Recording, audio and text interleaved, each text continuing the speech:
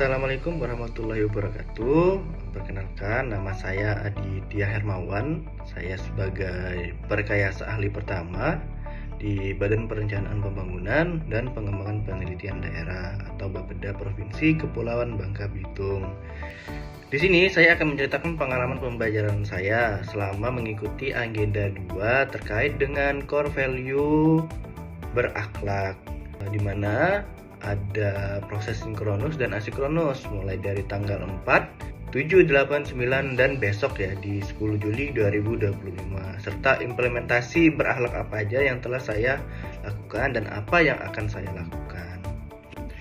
Pada agenda 2 ini terkait dengan core value berakhlak, kami diajar oleh Bu Supati Ningsi sebagai Widyaswara di BKPSDMD Provinsi Kepulauan Bangka Belitung.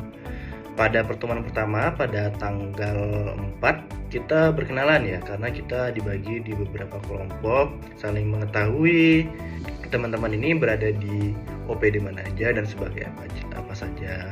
Kemudian kita juga mendapat ceramah dari Kepala atau PLT BKPSDM terkait dengan berakhlak itu seperti apa secara umumnya. Kemudian kenapa ada berakhlak itu kayak gitu ya. Kemudian dilanjutkan dengan penjelasan lebih dalam lagi terkait dengan core value berakhlak dari Bu Ningsi.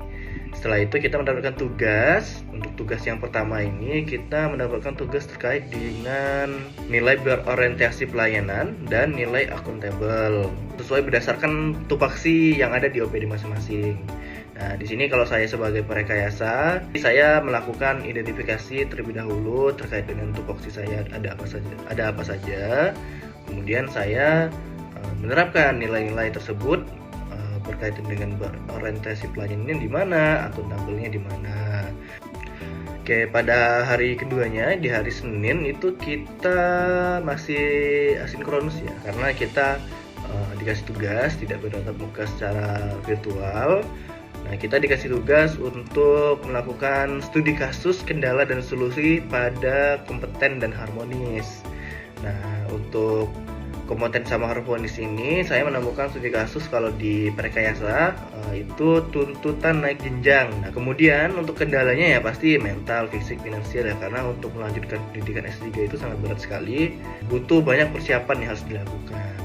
Nah, solusinya ya salah satunya kita merubah pola pikir kita. Kemudian untuk harmonis, saya menemukan studi kasus yaitu memiliki pandangan yang berbeda-beda ya, atau ego yang tinggi kayak gitu ya kalau kemarin ya.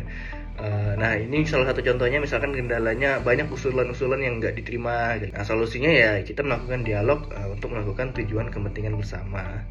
Oke, untuk hari Selasa itu kita pembelajarannya asinkronus ya teman-teman, atau kita diberi tugas tidak tatap muka juga, di mana tugas pada hari Selasa ini menerapkan nilai-nilai yaitu loyal, adaptif, dan kolaboratif pada penerapan di keluarga, di masyarakat, dan di instansi.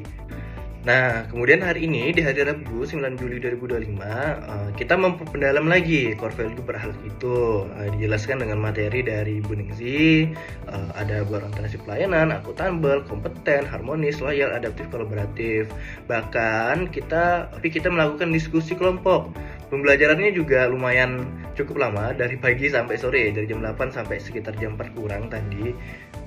Jadi saya sangat mempelajari sekali core value berakhlak tersebut dari studi kasus baik yang kita buat atau kelompok kita buat maupun kelompok teman-teman yang lainnya yang dibuat.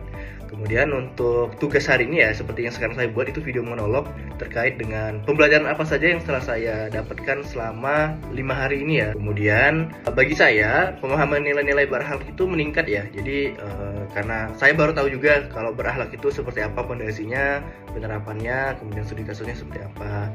Kemudian sangat berrelevasi banget dengan tugas sehari-hari saya sebagai Perkayasa di Bapeda. Kemudian untuk pembelajarannya juga interaktif dan reflektif ya, karena ada sinkronus dan asinkronus. Kemudian kalau saran saya sih mungkin untuk agenda 2 ini ya, itu agenda 2 ini mungkin lebih banyak lagi perbanyak studi kasus nyatanya ya dari ASN-nya. Kemudian Diskusi kelompoknya juga lebih terfokus, lebih banyak dikasih waktunya, karena tadi kita diskusi kelompok lumayan singkat ya, 30 menit, termasuk pembuatan PPT. Sebaiknya sih lebih luas sehingga kita mendapatkan kasusnya, kemudian menjelaskan kasusnya, yaitu lebih mendetail. Waktu interaksinya juga lebih luas ya.